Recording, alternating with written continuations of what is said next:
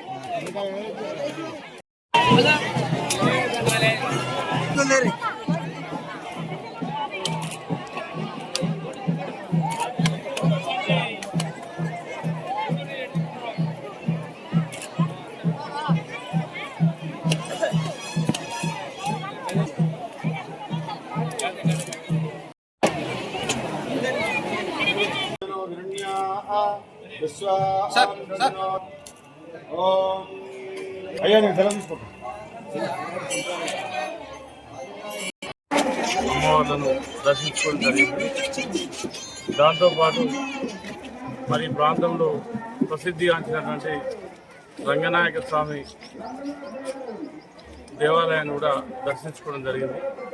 మరి ప్రతి 2 సంవత్సరాలకు ఒకసారి వచ్చేటువంటి సమ్మక్క సారలక్క నీరుకుల్ల జాతరకు లక్షలాది మంది భక్తులు రావడం, మరి ఈసారి కూడా ఊహించిన దానికంటే ఎక్కువ మరి భక్తులు దేవాలయానికి ఈ ప్రాంతానికి వస్తూ ఉన్నారు.